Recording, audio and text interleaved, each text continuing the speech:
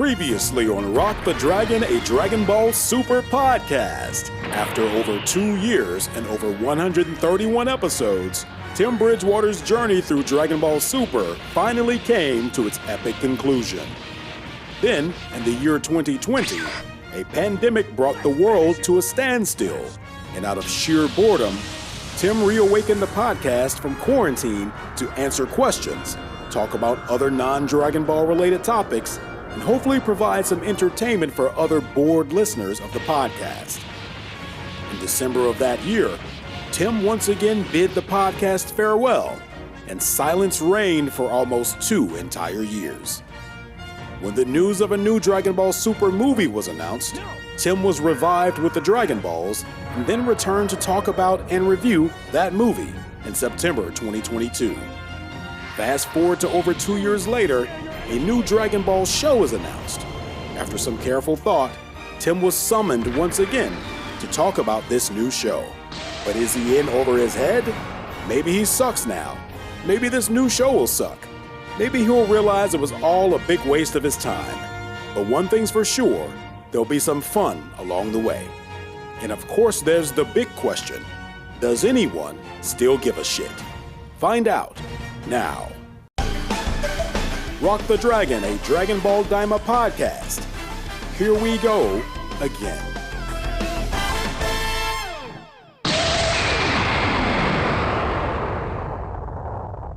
What's up, guys? Welcome to episode 1 of Rock the Dragon, a Dragon Ball Daima podcast. Of course, I'm your host, Tim Bridgewater. Most of you guys probably remember me from my previous podcast, which was called Rock the Dragon, a Dragon Ball Super podcast, which is still available on many different outlets. Many of them I did not personally submit it to, but it's definitely still on Apple Podcasts and definitely still on Spotify.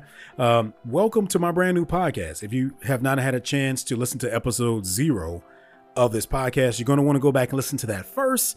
It just gives you a little bit more of the preliminary sort of things, setting the stage for Dragon Ball Daima and talking about Dragon Ball Super, talking about the previous podcast, the kinds of things that you can expect to hear from me on this podcast, the vibe that I usually go with here. There's a lot of stuff that's just kind of talked about and gone through over there. And I even talk about Dragon Ball Z, and I talk about Dragon Ball GT a little bit during an episode. I talk about Dragon Ball Z Kai a little bit during an episode. I talk about Akira Toriyama. I talk about a lot of different things in episode 0. Now, I'm not going to go into all of that stuff here, because that is what the purpose of that podcast episode was, is to kind of introduce everything and talk about all of that shit. Okay. Now it's time to jump into the main event of this, and that is talking about Dragon Ball Daima episode by episode, where I'm going to be doing in-depth reviews of each episode and also taking emails for our email segment called What Are You Saying? So send me an email at rockthedragonpodcast.com. Oh, wow. That is not an actual website, is it? Okay. I'm sorry. But hey, trademark, don't do it. Don't steal it from me. Okay. Let me get it. I don't have the money right now. I don't have the money to start a website for this podcast yet. Okay. Rock the Dragon podcast at gmail.com. If you have anything you want to say regarding the show, and I'm sure we'll get some questions and things like that'll come along, as the episodes develop. So here we are, guys. It's time. It is episode 1 of the podcast. I want to thank everyone that has kind of been sending in their support since this podcast has been released over the past couple days. I've already gotten some reactions. I've gotten a couple reviews. I just want to take a moment real quick to read a couple of quick reactions from across the web since I released the podcast. So I unleashed I can't talk today. Since I unleashed the podcast. Over on Spotify, I have a comment here. Then this comment was left on my previous podcast. This is from Brent. Brent says, looking forward to your new podcast as an OG fan from your first airing of your podcast episodes back in the day. It's been a while, and wow, Rock the Dragon started a while ago. Brent, thank you so much, man. I remember you very, very much. I remember the first people that started to email me and reach out to me about the podcast. I remember you guys. So I'm so happy that you're coming along and you decide to join me on this new adventure, and also appreciate that comment being left. Something I'm having to get used to now that I'm using Spotify to host my podcast, is the fact that you can actually leave comments on each episode. Okay, so this is something I wasn't able to do before because I was not using Spotify to host my podcast. But this current one is being hosted, as well as my older one. I moved it over. So now you can comment on the specific episode. So if there's something you want to say pertaining to that specific episode, something quick, I'm not going to be able to read everything on the actual podcast. If there's something you want to be read for us to talk about specifically, I'd still prefer that you send me an email at rockthedragonpodcast@gmail.com. But I'm just going to read this now because this is, I'm just getting these quick reactions. Okay. So over on the current podcast, I got a comment here from Frank Frog. It says, glad to have you back for the new series. I've been watching the subbed version on Hulu, and the new episodes are being pushed out the same day as Crunchyroll. I would give Hulu a try before you get Crunchyroll. Thanks for the content. Frank Frog, thank you so much for leaving me that comment. Now, I was very, very excited. I was very, very excited to hear that, because if you listen to episode 0, you knew that I was talking about, at the time, I wasn't sure exactly how I was going to watch the episodes, because I knew that they were coming on Crunchyroll, and then they were also on Hulu, and then they're also going to be on Netflix. But as far as I was aware, at the very least, Netflix was going to be 1 week behind Crunchyroll. And I knew it was on Hulu, but I didn't know how often Hulu was going to be updating. Now, Frank Frog, I'm not saying that you're wrong, but what I am saying is that when I went to check on the day of release, the episode was available on Crunchyroll, the dub, but it was not available on Hulu. Now, maybe it came up later. I don't know. Okay. But when I checked, it wasn't there. So I'm not saying, maybe you're right, but I definitely appreciate that information, because, I went on and I just decided to sign up for Crunchyroll, because I said, why not? You can get a free trial of Crunchyroll. This is not an ad, by the way. I'm just talking. And I guess I'm just going to, for now, hang on to Crunchyroll until I get an idea of how often Hulu is going to update. But I feel like I definitely want to be on time with these episodes. I don't want to be even further behind, because as dub watchers, we are already behind the sub. So I hope that most of my listeners will be watching on Crunchyroll, so that we can all be on the same page together for the most part. If you happen to be someone who's waiting for Netflix, totally fine. These episodes will still be there for you to come and listen to whenever you're ready. You just might be a little bit behind in terms of, sending me emails regarding the specific episodes, but there's only so much we can do here, since, this is very, very new for Dragon Ball in the USA, right? Us being able to watch it multiple different places at the same time. So it's going to be a little bit of an adjustment and a learning curve here for us to kind of get on the same page. And, that's just how it is. But yeah, so as it stands right now, I'm going to be watching Crunchyroll every Friday, so you guys can be expecting the episode of the podcast to be up somewhere, in the days following. Hopefully at least up by Monday, hopefully, or Tuesday. Okay. So, and now I also want to jump over to a couple little quick email responses that I got here. Jalen says, what? I'm there, brother. Okay, Jalen, appreciate your support there, man. Good to hear from you. Steven says, wow, incredible news. I can't believe how long it's been since Super ended. Looking forward to your new show. Thank you so much, Steven. Andrew, my man, just sending in a heart. Lovely little heart emoji. I'll take that too, man. Thank you so much. I'm also going to hop over to Apple Podcasts, where I already have a couple of reviews. So this is great. If you'd like to leave me a review, you can't leave reviews on Spotify right now, as far as I can tell. You can leave ratings there. So if you happen to be listening on Spotify, go ahead and leave me that 5-star rating. Okay, and if you happen to use Apple Podcasts, well, it doesn't matter which one you use. If you want to leave me a review, you can just go to Apple Podcasts and you can leave me a review. Okay, so I want to read this first one here from R_A_bear. Says, let's go. 5 stars. Been waiting for the epic return of Rock the Dragon podcast. Now for Daima. You better get that Crunchyroll subscription, because I'll be following along with you. Thank you so much for that, my man. Welcome back, Tim. Poltergeist Steve says, so excited to see Tim back with another stellar Dragon Ball podcast. Tim is a joy to listen to and always provides interesting takes and reactions to the Dragon Ball anime. Man, that is so sweet. Thank you. Thank you so much for saying that. I got another one here from Deke the Sneak. 5 stars, says, great first episode. Cannot wait for you to experience the series so far. Looking forward to listening to all of the rest of the episodes that you make. Your voice is truly awesome. Keep up the great work. Y'all are just trying to make me cry with this episode. It is too early on in this podcast for me to be crying, man. Okay?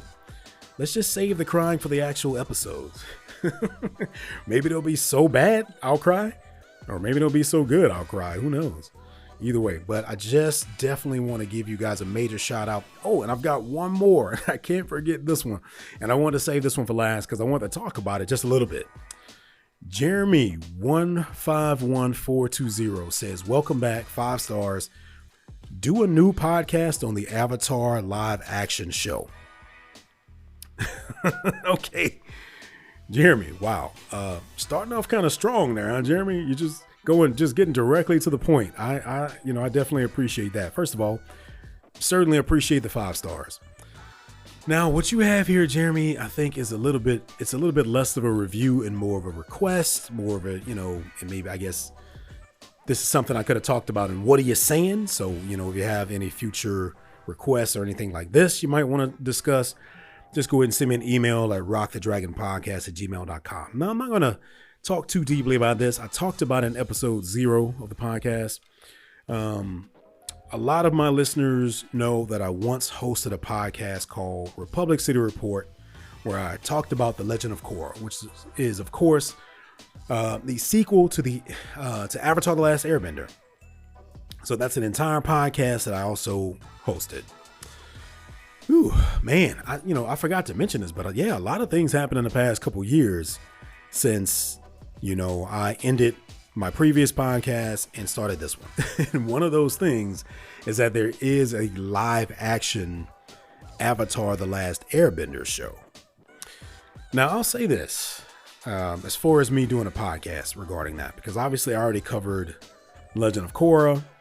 I've even had a couple people back on Republic City Report request that I do a podcast where I cover Avatar: The Last Airbender, the animated show. That is one of my favorite shows of all time. That and Dragon Ball Z are my top 2 animated shows ever. Never really considered doing a podcast about Airbender. The same reason I never considered doing a podcast about Dragon Ball Z. It's just, honestly, just a lot of fucking work. I mean, it's just a lot of work, and I just couldn't justify making that kind of a commitment for something that big. That's not to say it couldn't happen one day. I would just have to have the support there to justify that. Now, what I will say is that this is a little bit more doable because I believe that show is only about 10 episodes. I forget if it's 8 or 10. I feel like it's like 10. But that's obviously not that bad, right? That's just 10 episodes. Wouldn't take the most amount of work to do. So whereas I've kind of shot down some of these other ideas in the past, I'm not going to shoot this one down necessarily, Jeremy. Here's what I'd like to say about it. If there are other listeners that would like for me to do a podcast where I talk about the live action version of Avatar: The Last Airbender, I will seriously consider it, but you guys have to let me know. I have to have enough support. I need to know that there are more people that want to hear it and that are going to listen to it. Because you're the first person to bring it up, Jeremy. And while I'm sure you're super cool, I can't do it just for you. Unless you want to slide me some cash on the side or something, maybe we can arrange a little private podcast. Okay. But in order for me to jump into that, I need to know that more people want to hear it. I'm not setting a number of that, but I need to know that it's not just you. So if there's anyone else, trust me, the more support I get regarding this kind of thing, the more likely I am to actually do it. Okay. But I did want to spend a little bit of time talking about that because it's not completely out of my, realm of possibility. That is actually a pretty interesting thing that I think I would kind of enjoy doing that. So I'll think about it, but I need to know that more people want to, to see it. I'll tell you what I'll do. This actually brings me to another point I wanted to mention on this podcast episode. On Spotify, in addition to being able to comment on every episode, I can also leave a poll, like a voting poll. And I left one on episode 0. Now, the podcast is brand new. I'm not expecting to get a ton of reactions already. I hope that, as more people start to listen, that you'll consider partaking in these polls, because I'll use these polls to make some pretty big decisions on whether or not I decide to do certain things. Sometimes it'll just be little fun things to talk about. For example, in episode 0, I made a post that asked, let's see, what exactly did it say? It was something regarding whether or not you guys did you think it was a good or bad idea that they are deciding to change our main characters back into kids for this show? Okay. I only got 2 votes on it once again. I'm surprised I got that because, this podcast is brand new. So anyone that decided to contribute to it, I was actually surprised. And once again, most people aren't thinking about this. So there's 2 votes there. So I asked, how do you feel about our heroes being turned into kids? I got 1 vote that said, love it. Well, sorry. The 2 options that I provided were love it or hate it. I got 1 vote for each. So right now it's 50-50 on the 2 people that participated in that poll on whether or not you love the idea of the heroes being turned to kids, or if you hate the idea of them being turned to kids. Okay. So now that I'm giving you a heads up, I'm sure I'll get more of these as more episodes develop, but I think it's interesting. This is something I'd like to experiment with episode to episode, maybe not every episode, but sometimes I may pose a question and I'll post a poll in the comments. You guys can let me know and I'll talk about the results on the episode. So that way you have a little bit more engagement. Okay. If you're the kind of person who listens to the podcast, but you don't necessarily want to send an email, but you still want to be a part of the conversation, you'll be able to just click a button and participate in the conversation over on Spotify if you use Spotify. Now, bringing it back to what I was saying again, I'll tell you what I'll do for this specific episode, since we're talking about the possibility of doing an Avatar: The Last Airbender live action podcast. I'm going to create a poll for you guys to go and vote in. And I don't know how many votes I'm going to need. Okay. You know what? I'm not going to do that. On second thought, no, sorry. You know what? I'm not going to do a poll. And the reason why I say I'm not going to do a poll is because I feel like no one's going to say no. Right? Like, who's going to say, nah, we don't want free content? I feel like everyone's going to say, of course. Yeah, why not? It's a free podcast. Yeah, fuck it. Do it. Scratch that. No poll. Because that's not going to solve anything, right? I'm sure everyone wants it. What I need to see is I need to know that I have enough listeners that are going to support that idea. And you can show that just by supporting this one. First and foremost. Okay. Yeah. So, all right. So enough about that. I really just wanted to take a moment to acknowledge the love that I've received so far with this podcast only being out for about a week. Keep it up, guys. I'm definitely going to keep reading those as long as I'm able to keep doing it. So I do want to swing back around after the episode talk, because I do have an email here for our email segment, once again, called What Are You Saying? Send me an email at rockthedragonpodcast@gmail.com if there's something you like to say, and I'll read your email here on the podcast and we'll talk about it. I do have an email here from Matt. Very, very great hearing from you, man. Don't worry. We're going to swing back around to your email after we talk about the episode. Okay, so let's talk about Dragon Ball Daima again here for a minute. When I was recording episode 0, I talked about a lot of things regarding the release of this new show and the dubs and the subs and the streaming outlets and all those kinds of things. And one thing that I neglected to mention, because I completely forgot, was that some of you guys who only watched the English dub may have already seen the first 3 episodes of Dragon Ball Daima because the first 3 episodes were released in theaters. I'm not sure how many people were actually aware of that. Now, it was a very, very, very short run. I think it was just a couple of days. I was aware of it when it happened, but I made the decision to not go and see that because I was thinking about the podcast, right? I'm thinking about the podcast. And if you know me and you know the type of podcaster that I am, you know, I like to review the episodes one at a time, one by one. I don't like to know what's going to happen already. And had I seen all 3 episodes, I would already know what was going to happen. Thus, to me, making the podcast just a little bit less interesting to listen to because I would already know what was going to happen in the next 3 episodes. So for the sake of the podcast, I decided to not go and watch that. But I did want to acknowledge it because that's a big deal, right? It's a big deal that those first 3 episodes are released in theaters. Some of you guys may have gone to see that.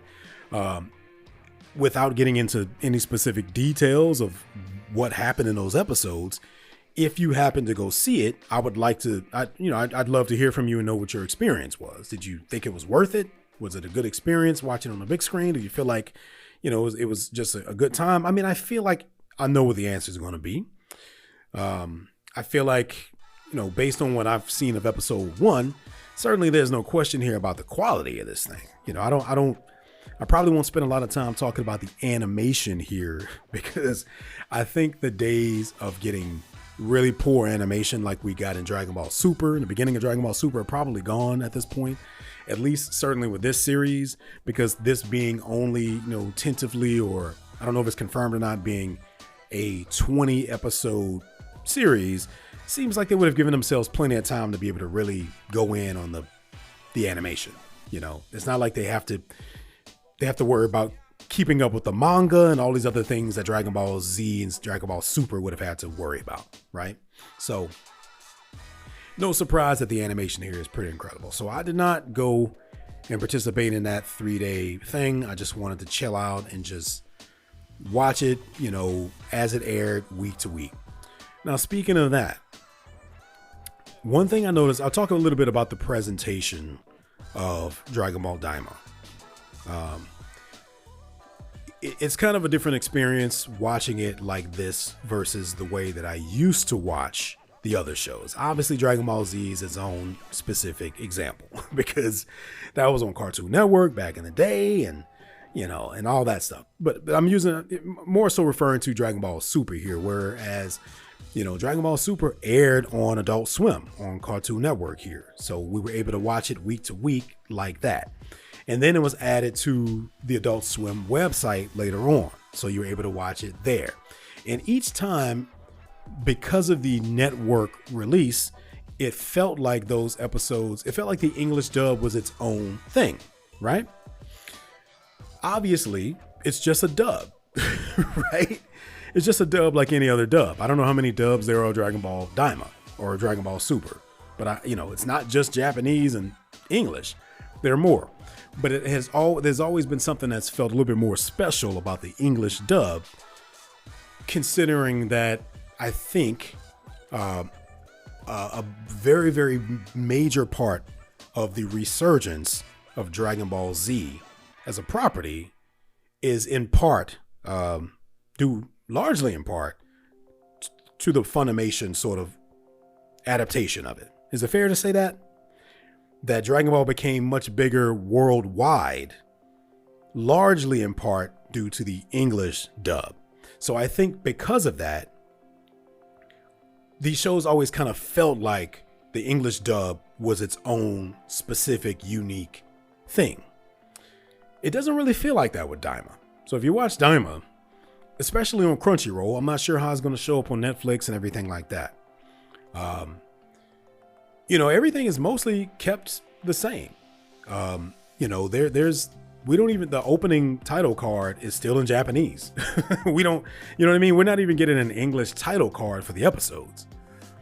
So there's that. There's a lot of the Japanese text and credits are still there. It's being presented in a way that a lot of other anime is presented when we get it here for the first time. Whereas the sub is primarily the main one and it's being presented that way. And then if you happen to have a dub, then it's kind of listed as a dub. And so it was a little bit striking to me to experience it that way, where it was like, hey, the Japanese version is the version, and like the English dub is just a dub that you have, you know. And there's nothing wrong with that. I'm just saying that it being presented that way is definitely kind of different. Now, with that being said, it is still unique enough as a dub because the episodes are being released week to week. And I think with most, and don't quote me on this now, okay? Because I don't watch a lot of anime.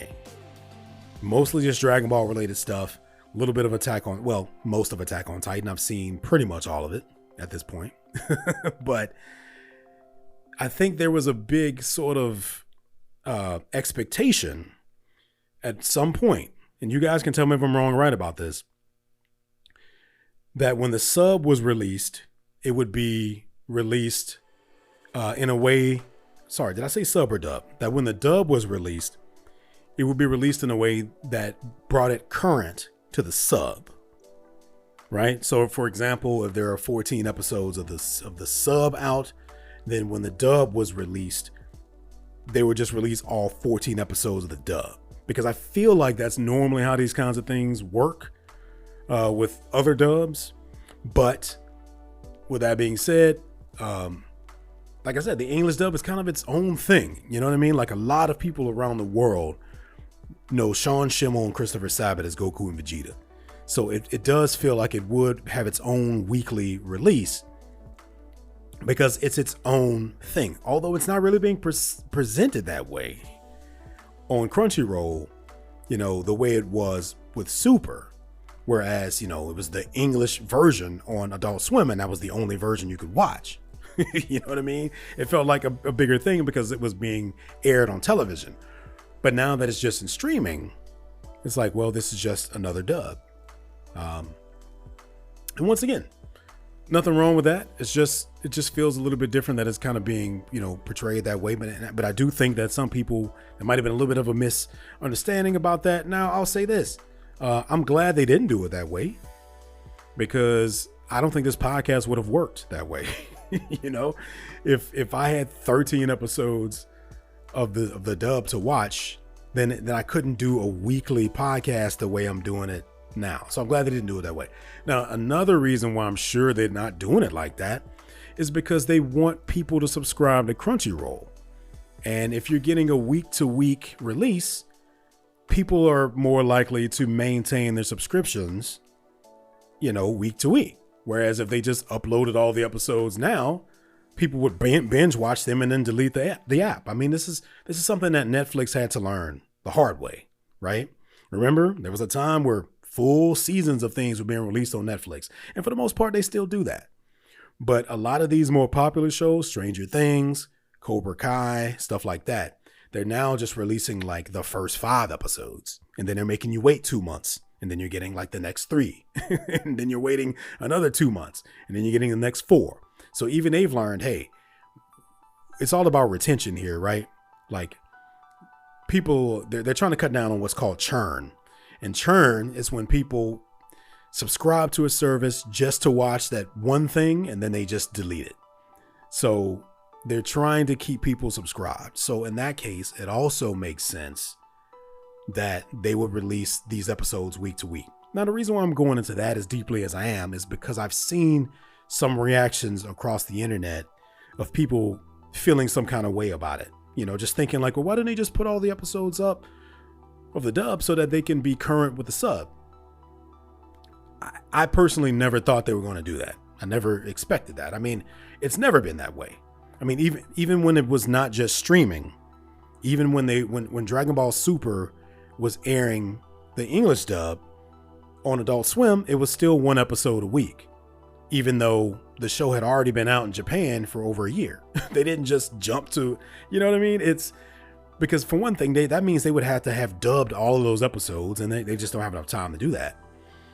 Now, maybe people are thinking in this case, well, Diamond's only going to be 20 episodes.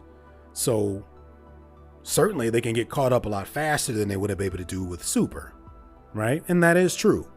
But the real reason here is they want people to stay subscribed. I mean, there's a reason why they decided to release this thing on Crunchyroll.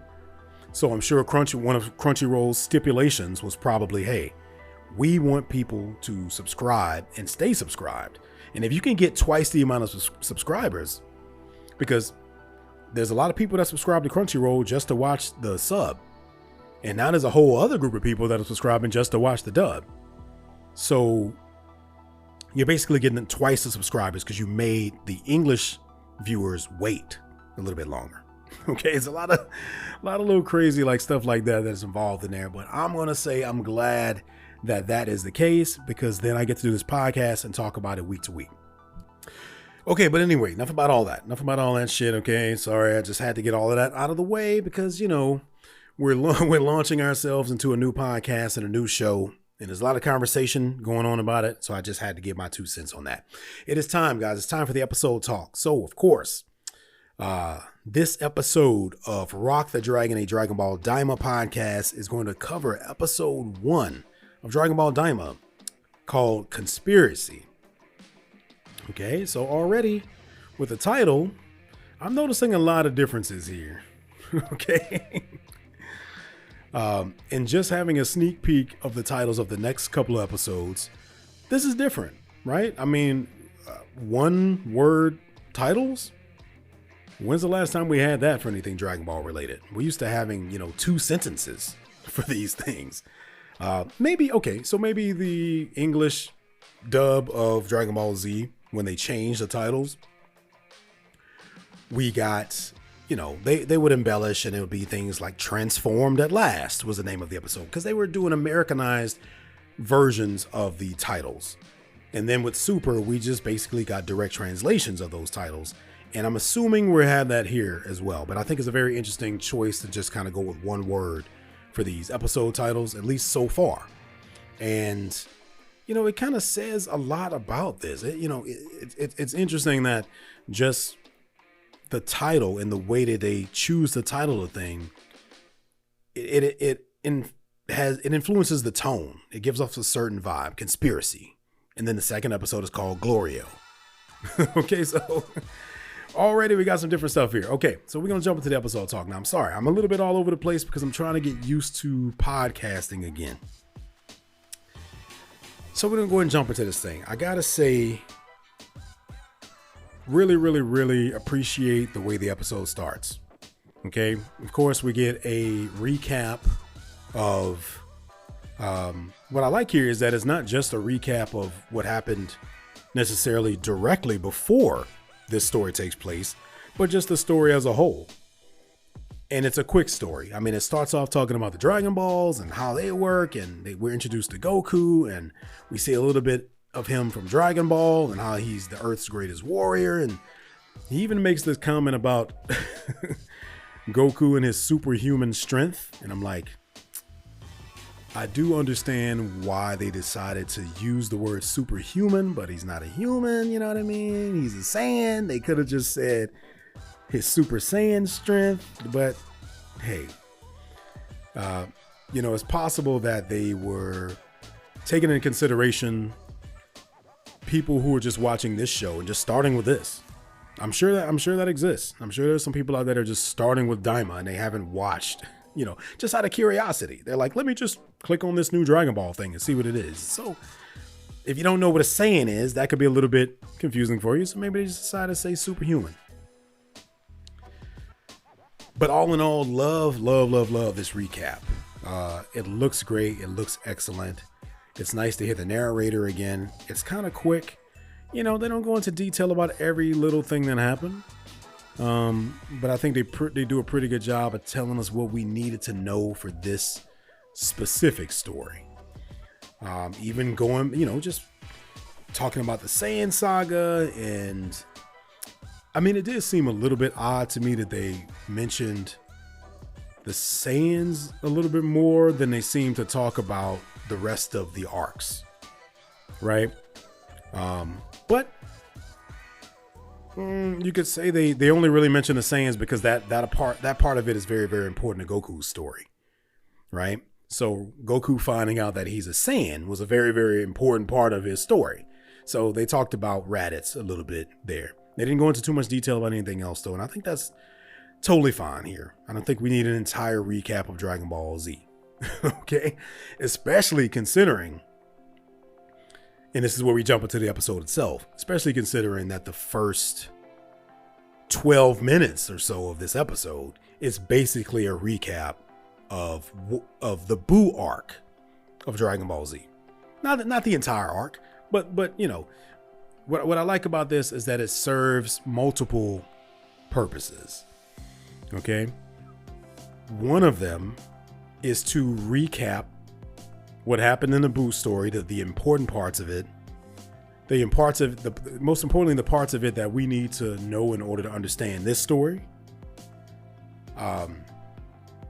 Also, it introduces us to two new characters that are perceiving this thing from their perspective. So not only are we getting a recap that tells us where this story takes place, because, you know, there's no need for them to say,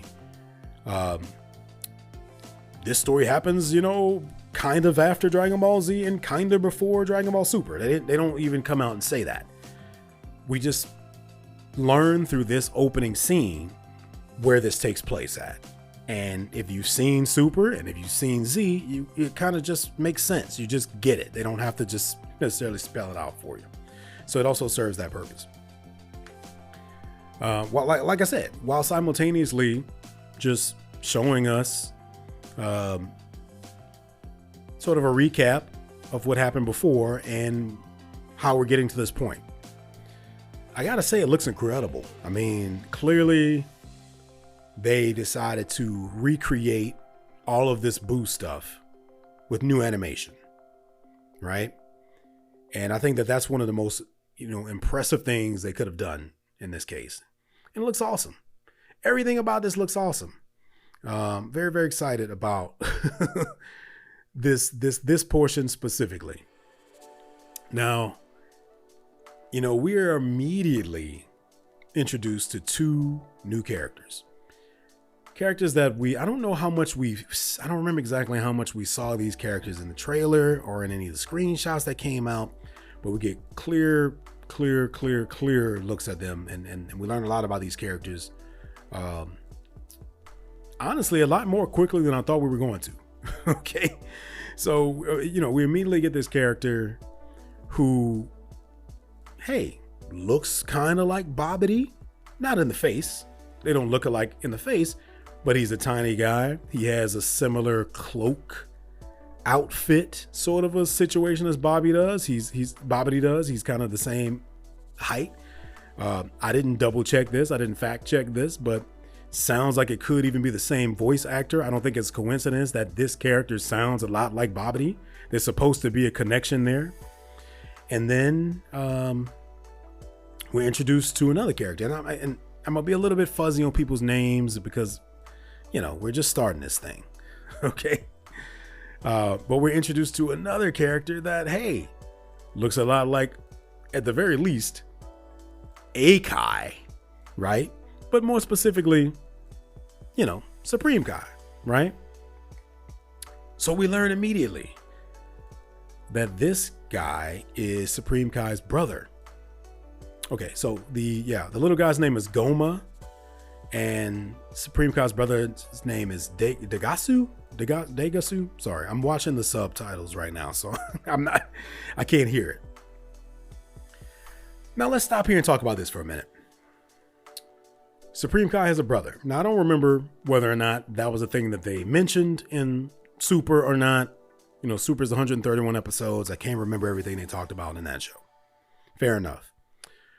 So it's a little bit shocking that all of a sudden he just has a brother, okay, and a sister. We'll get into, but we haven't gotten there yet, okay. However, it has been established in Super that a lot of these deities have siblings, right? Because in Super, not only did we meet Beerus, we met his brother Champa. Not only did we meet Whis, we met his sister Vados. So we've met the angelic siblings. We've met Destroyer God siblings. And now we're meeting Supreme Kai, quote unquote, siblings too. So it's not that unusual that all of a sudden they would say, oh, okay, Supreme Kai is a brother. And, I actually really dig this because, and I think I know I've mentioned this on many of the previous episodes of the podcast, is that Dragon Ball, historically, I feel like hasn't done the best job fleshing out the world. Okay. They've done a pretty good job at expanding the worlds. Okay. I mean, they expanded the shit out of the world in Super. Okay. I mean, they introduced us to multiple universes, different planets, all kinds of stuff. But I never really felt like the Dragon Ball world was fleshed out in the same way, say as something like Avatar: The Last Airbender, where we have all these different types of people. We have these different benders and these different nations, and everything feels very, very consistent between the nations, the way they dress, the way they talk, the way their names are, the eye color, that kind of stuff. And it seems like they're making an attempt to do that here. And they made an attempt in Super to do it too. Because one of the things that we've noticed so far is that this character's name is Degasu. Sorry, I'll get it. Okay, by the time episode 3 or 4 rolls around, I'll have it. And not to mention that they have a really bad habit of, in the English dub, pronouncing these names in a way that just doesn't make much sense. Like in Super, Gowasu was Goasu and Zamasu was Zamasu. There was really no reason to change it. I mean, it sounded perfectly fine in Japanese. So I'm going to assume here it's Degasu. Okay. But obviously there's a connection there between those names, right?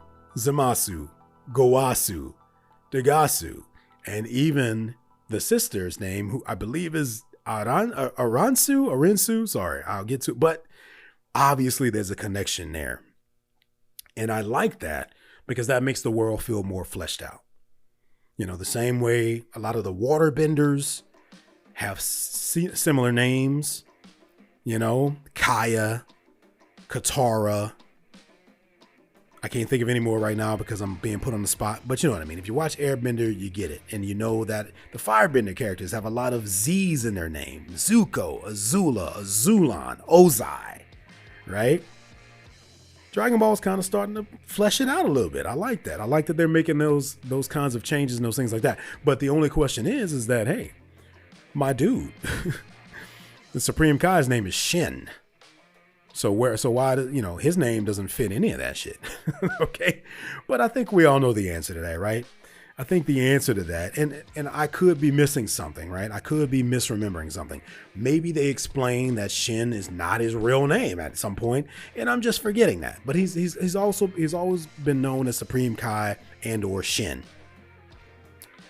And I'm sure the actual reason why he, is because at the time Shin was created, the rest of this shit didn't exist yet. Okay. They hadn't created this other stuff yet. There was no reason for, so I'm sure that's the real reason, but I wouldn't be surprised that if we dive more deeply into Shin's heritage here, which I'm certain is going to happen. I mean, it has to if he has siblings, then maybe we'll find out that Shin is not his actual name or it's not his original name or something like that. And it'll be something more along the lines of the names that they're establishing for these other, characters that seem to be this species that are largely associated with being Supreme Kais. So, if you're listening to me for the first time, this is the kind of stuff I talk about here. I get really, really deep on some things that most people will probably just glance over. But, I don't think anything is necessarily a coincidence here. So I like to touch upon little things like that as I notice. But obviously, we've got two characters here that are going to be directly tied into Majin Buu, Babidi, Bibidi, Dabura, the Majin, all of that stuff, because that's kind of what this entire point of this sequence seems to be, is once again giving us a recap of what happened in the Buu saga, the important parts, and also fleshing that out and saying that, hey, this goes deeper than what we thought. And I love that. I love that. Okay, once again, Dragon Ball Super did a pretty good job of building the world out, expanding it. Dragon Ball Daima seems to be fleshing the existing world out. Things that we already learned about, things that we already heard about. And this is all accurate. They even remind us of it in the episode. I mean, it's, they talked about a demon world. We know that Dabura was the king of the demon world. And back then it was just a quick throwaway line and it didn't mean shit. But they're going back and they're saying, hey, you know what? It did mean something. This demon world is a thing that exists. There's a reason why Dabura left, and etc. And it'd be very, very interesting, I think, to kind of dive into that. And I appreciate that about it. And we're learning that. We're learning that through this scene with Goha. I forgot already. I forgot the little bobbity creature's name. Okay. But they're reacting to it in real time. They are watching the events of the Buu saga play out in real time. We're getting reactions to it. But we learn a lot about these characters while doing so. For instance, Dabura being the Demon King wasn't just some random title. He was actually a king of this world, this demon world. And as with most, kings throughout history, kings usually have a successor. And when Dabura is killed by Buu, this character, this bobbity-like character whose name I've already forgotten, Goma, he becomes the new king of the demon world. Now, we don't know exactly why, though. They don't say exactly why and what the lineage here is, because obviously, traditionally, usually in these cases, your successor is going to be your kid, if you happen to have one, right? And as far as I can tell, they're not related by blood. They don't look anything alike. They appear to be two different species. So it'd be interesting to see what exactly the role of Goma was and why this character is next in line to become king of the demon world, especially because they also mentioned Dabura's father in this episode, right? Which means Dabura's father was the king, and then Dabura became the king, and now this character is the king. So it seems like up until this point, they were going by lineage. Maybe Dabura didn't have any kids. So maybe this guy was like the hand of the king or something. If you watch Game of Thrones and you're kind of familiar with that thing, and so maybe he was the next one in line. Another question here that we have is, why is Dagasu, sorry, I'll get it, serving this character? He has a brother that's a Supreme Kai. That should be a certain level of royalty in itself in the universe. Why is he in the demon world and doing this? I'm hoping that these are answers that we get. Okay. But what we do get here is, once again, we get their commentary of what's happening in the Buu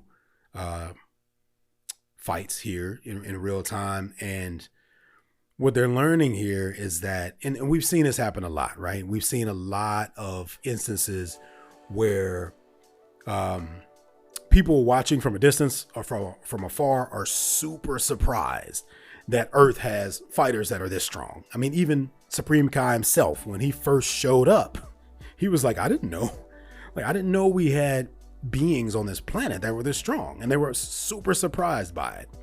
So that's consistent here, right?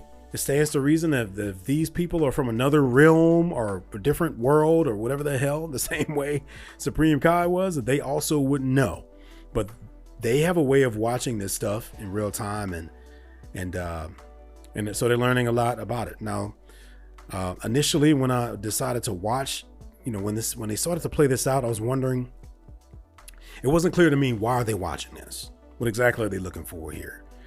But they kind of do a pretty decent job of explaining it and saying that, hey, King Dabura left the demon world and we want to know why, right? Stands the reason that they want to know why their king all of a sudden left, and then they're surprised to find out that he gave himself over to Bobbity, and Bobbity resurrected Buu, and then Buu ate Dabura, and then Buu killed Bobbity. So they're learning a lot of stuff here. Once again, recapping it for us, but also it's kind of introducing us to whatever their plans are for this, and it's kind of kickstarting the plot. I'm not exactly thrilled with the way they're kind of, launching into some of this stuff, but we'll get that in a minute. We'll get there in a second. What's really important about this is that they discover the existence of the Dragon Balls, okay? Or at least the fact that Earth has Dragon Balls. They know about Dragon Balls. They have Dragon Balls in the Demon Realm too, for some reason. Yeah, for some reason they also have Dragon Balls in the Demon Realm. Why not? Why not? Okay, but they're learning a lot about the Earth Dragon Balls and the way they work. They're surprised that it grants 3 wishes, and they even learn the password to, call Shenron out. And they're kind of surprised about all these things, kind of setting the stage. Once again, we're getting some character development here. We're learning a lot about the demon world. We learned that they A, have their own Dragon Balls, B, that they're a lot different than the Earth Dragon Balls. That and along the characters are learning that Boo killed Babidi, and because they were thinking for a second here that Goma could possibly be challenged for the throne to the demon world, because he thought that Boo was a potential threat, and that Babidi was a potential threat. But throughout them sort of viewing everything that's happened here, they learn that they both get killed. Okay. They also mentioned, they noticed Dende. They see Dende in this viewing globe. To borrow a Power Rangers title, that there is and so it's important that they say there's another Namekian. Okay, so that also tells us, they have Namekians in the demon world too, right? So, I do have to say that I think this whole interaction with them went on a little bit longer than I would have liked. I think a lot of us would have been more excited to get back to our heroes a lot more quickly, but this also seems to be something that they've done. I felt like they did it in Super. I feel like when Super first started, maybe episode 1, they went directly to Beerus and Whis, and they spent a little bit more, and maybe this is just their idea of fleshing out the villains a little bit more. One of the things that has historically been kind of a complaint about Dragon Ball Z is that a lot of the villains just kind of felt two-dimensional, and it would just come out of nowhere and just real convenient. Boo probably being the biggest example of that. Right? Vegeta and Raditz were, and Nappa, they were okay. We got some pretty decent backstory there. We got enough to know that Vegeta was the Prince of Saiyans and the planet Vegeta was destroyed and all that kind of stuff. Frieza, we didn't get a lot of Frieza's backstory, but we learned a lot about Frieza during his time on Namek, about him just being, the kind of ruler of everything and all that kind of stuff. We spent a lot of time with him. Cell, we knew that he was created by Dr. Gero in a lab, yada, yada, yada, with the androids and all that kind of stuff. Boo, it was just like, Boo existed at one point in time. He destroyed a bunch of shit, so we sealed him in an egg. And now we're resurrecting him, right? So I feel like this is an attempt to dive more deeply into that. It's almost as if they're acknowledging the fact that the Boo saga was largely known and accepted as being the weakest of all the sagas, and saying, how can we go back and make this shit a little bit more interesting? And I guess we'll see if they, manage to pull that off. Now, I want to come back around to the fact that not only does Supreme Kai have a brother, he also has a sister named Arinsu. Sorry, I'm sure my pronunciation of that sucks right now, but I'll get it. So she walks in very seductively for some reason. And we find out a little bit about her. They're presenting a lot of questions here. And hopefully they explain it in a good way. But why are Supreme Kai's brother and sister, A, in the demon world? B, they don't seem to really get along with him. So something happened there. C, this character Arinsu seems to be a scientist of some sort of doctor performing some kind of experiments that Goma doesn't seem to necessarily be okay with, because he's sort of threatening to pull her funding for the fact that they have funding in a demon world seems like a crazy concept to me. It's like, wait a minute. So what kind of, does the demon world just function the same way the normal world does, where there's currency and people have jobs and fucking stuff? I mean, I don't know. But obviously there's funding for whatever weird experiments that she is running. And now Goma is saying that, hey, I'm the king now. So maybe that since Dabura is gone, maybe I won't support, it'd be a shame. It'd be a shame if I didn't support your funding anymore, if I didn't support your little experiments. And so she kind of counters that by saying that, oh, really? So if you're going to try to pull my funding, then, it'd be a shame if those incredibly strong mortals that you were just looking at somehow ended up here and, tried to challenge you for the throne or tried to invade us or whatever.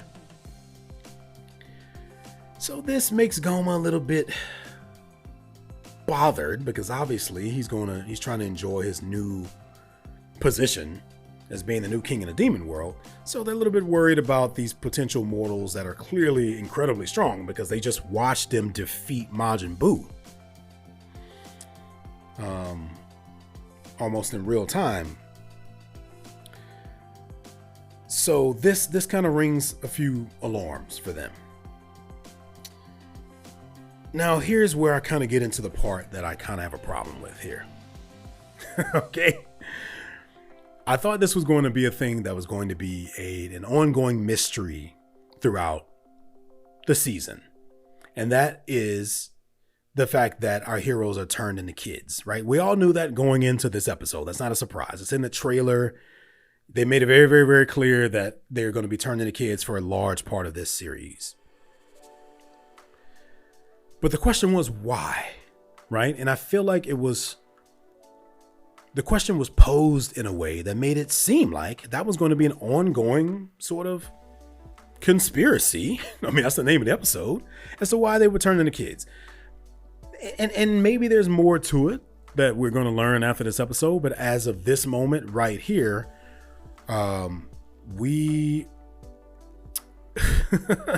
it's basically revealed that they're going to use the Dragon Balls to turn our heroes into kids, just to make them less of a threat. Man, I'm not a big fan of that explanation there. But look, in their defense, I don't think I was going to be happy with any explanation. I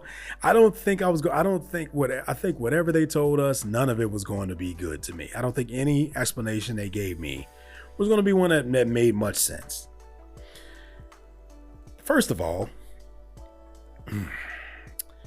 it seems to me like right now, the real threat, quote unquote threat, problem, issue, whatever you want to call it, is Arensu, right? The problem is with her. Because the only reason why they're even doing any of this is because they're worried that if he tries to pull her funding, that she's going to find a way to bring these invaders over here and use them against them somehow, right? That's the only reason why it was brought up. Now, maybe it just sparked something and they said, hey, you know what?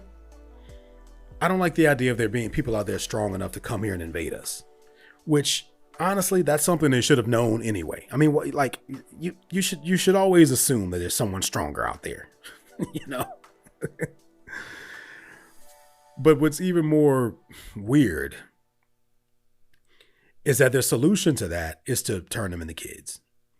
Now, in their defense, they did mention some things about, the drag, which I don't know if this white magic is something that's been brought up before. I mean, this is my first time, I think, hearing about it, that the Earth's Dragon Balls probably use white magic, so they can't be used to kill people or stuff like that. And that is true. That's a thing that we've seen.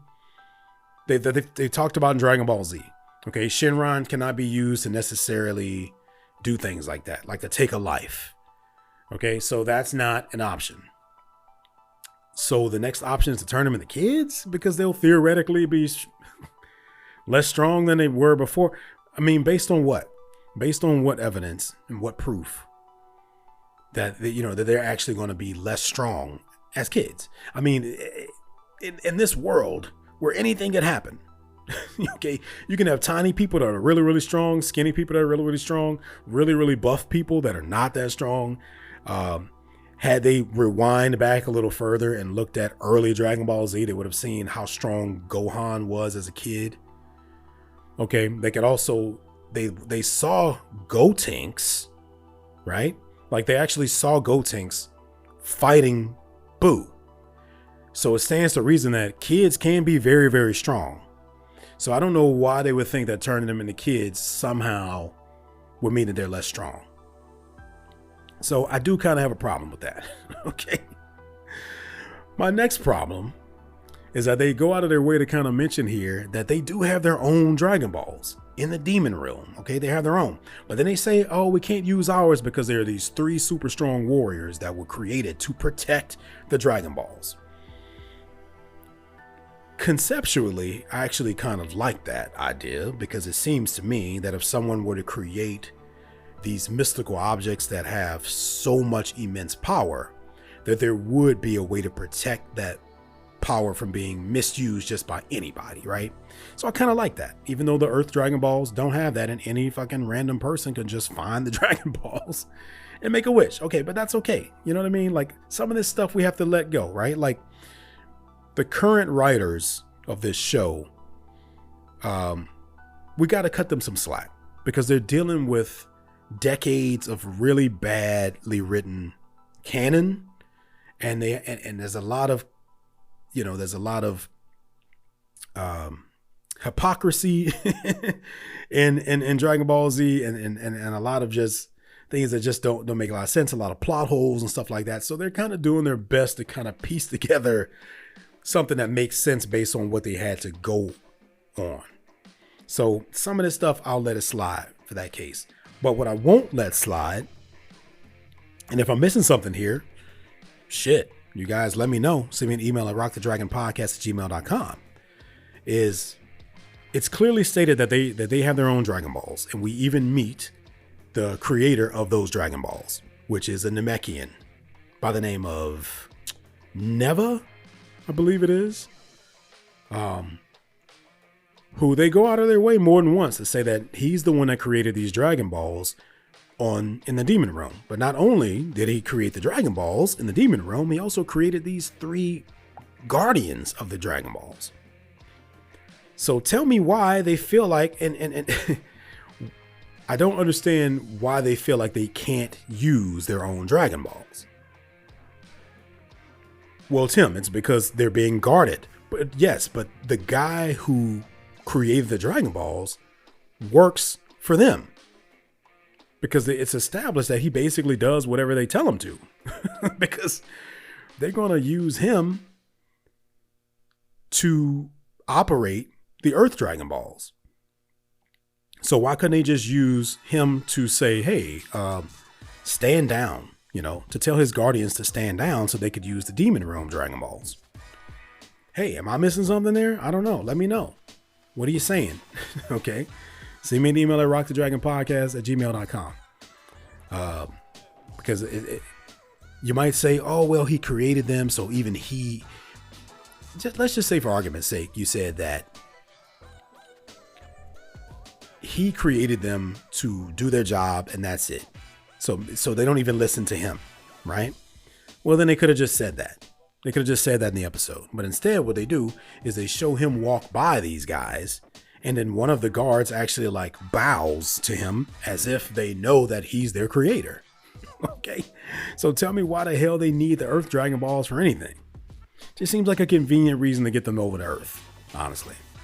Just like the fact that they have their own Namekian seems like a convenient way to get them to use the Earth Dragon Balls too, without having to wait 6 months or whatever until they become active again, and then having to go there, locate them all, find them another way, and then make a wish. They just said, well, we'll just give them their own Namekian who already knows how to do all this shit. And for some reason has power over the Earth Dragon Balls, even though I feel like he shouldn't because he didn't create those. But hey, As I said many times in my previous podcast, this is Dragon Ball. They can just make up whatever they want. Okay, and we just have to accept it and deal with it. But I'm going to talk about it because I have a podcast where I talk about these things. So they decide to turn the heroes back into kids because they somehow think that that's going to make them less of a threat. And they're not even really a threat because no one is even concerned with the demon world at this point. So I'm not even exactly sure why they even think. Once again, Orensu is the one who brought this up. So their beef seems to be more so with her. So why not just go after her? Why not attack her?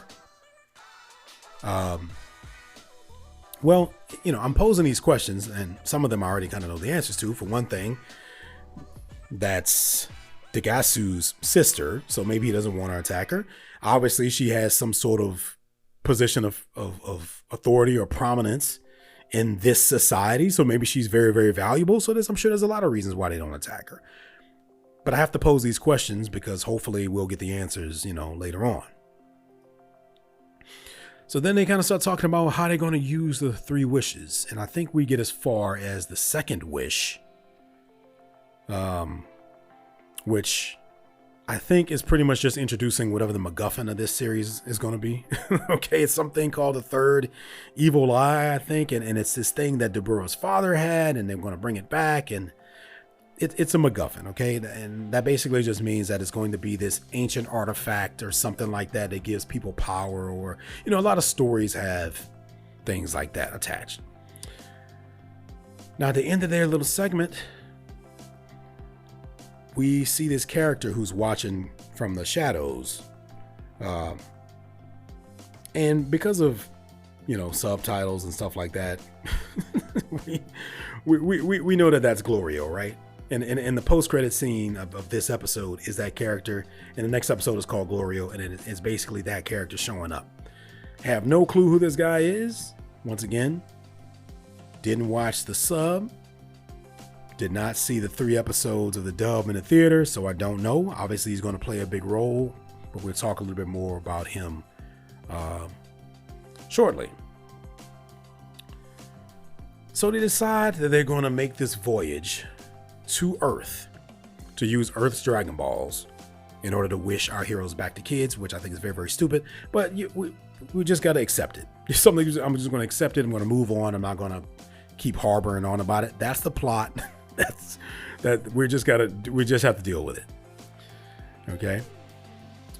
But what's interesting to me is this is where we get the confirmation that, this guardian of this Dragon Ball bows to Neva as the creator as he walks by, which to me stands to reason that he still has some power over it. But for some reason, they're still going to go all the way to Earth, risk running into the Z Fighters, the people you're actually afraid of. Okay, you're going to go all the way to the planet where these people are. The people that you're afraid of, you're going to go to their planet, risk running into them just to use their Dragon Balls. I don't know, man.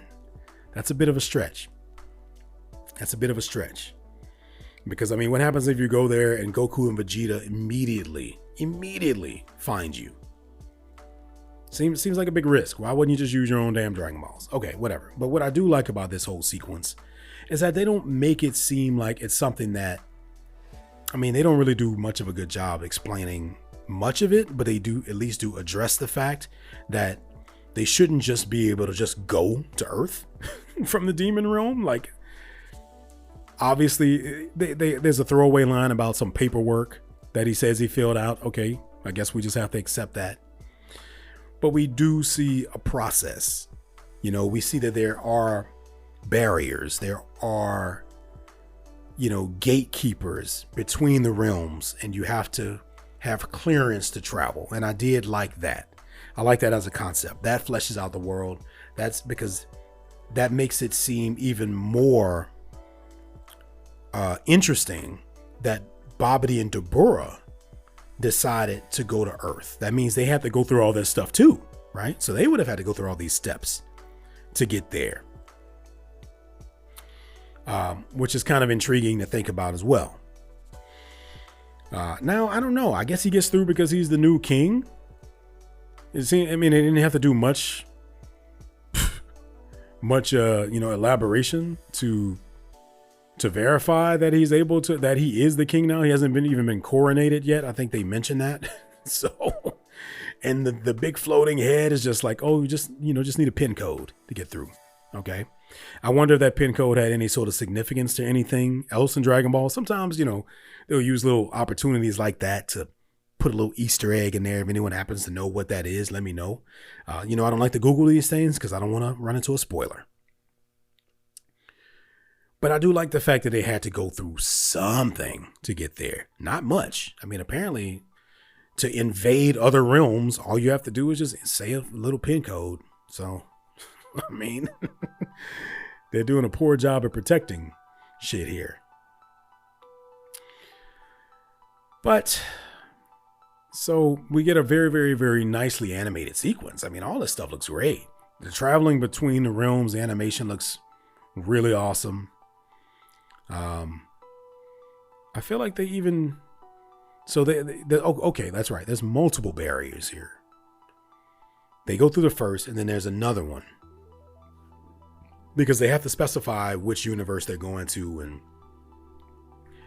which planet, all that. And through that process, we're told something that's probably very important to this is that someone followed Bobby and Dabura through the last time they went through.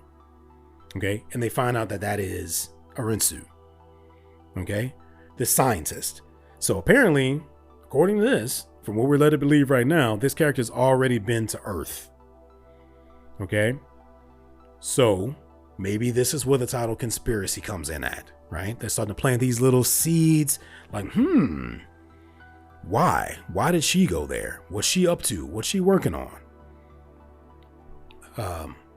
Which, I think is interesting. And then there's also just the questions of what exactly is Supreme Kai's relationship with his siblings, stuff like that, planting seeds. Okay, so then the moment that most of us have been waiting for, because like I said, I didn't need a whole 20 minutes of just the bad guys. I didn't need that level of, stuff there. I mean, but once again, I feel like that's Dragon Ball's attempt to flesh these villains out a little bit more. I mean, it happened in Dragon Ball Superhero too. I remember the first however many minutes of that movie was just spent with the villains. So I appreciate them trying to elaborate a little bit more on the villains this time around. They spent a little bit too much time on it. I wanted to see our heroes, but I would argue that seeing our heroes isn't the greatest experience either. And the reason why I say that is because this entire scene is nothing but exposition. Okay, nothing but exposition. I talked a lot about this in my previous podcast. Once again, if you're not familiar with the term exposition, that just means that the characters in the movie or the TV show, whatever it may be, are explaining a lot of stuff that you need to know for the story, but instead of showing it in some sort of a creative way or showing it through flashbacks or weaving it into the story in some kind of way that is interesting, they just tell it to you. They just say it. They just talk. And there's a lot of that in this scene. Starting with something that's been a very, very sort of controversial topic throughout the history of Dragon Ball Z and Super. And that is how these damned Potara earrings work. Okay. So, because one of the first things that we see, it's Trunks' birthday and shit like that, but I don't feel like that's necessarily important, other than the fact that they say, Trunks is like 9 years old now, and they're probably like, shouldn't he be bigger by now? But no, he's a Saiyan, so he's going to be very, very youthful until he turns about 13 and he's going to sprout. More random shit that they just decided to create out of nowhere, I feel like, for the sake of exposition, to try to justify some of the plot holes or inconsistencies that they may have created in Dragon Ball Z. But one of the bigger things here is this mention of these Potara earrings, because one of the first things that we see is Supreme Kai and Kibito. Now there's so many different, because remember, now we've already seen Super. Okay. And they were separated in Super.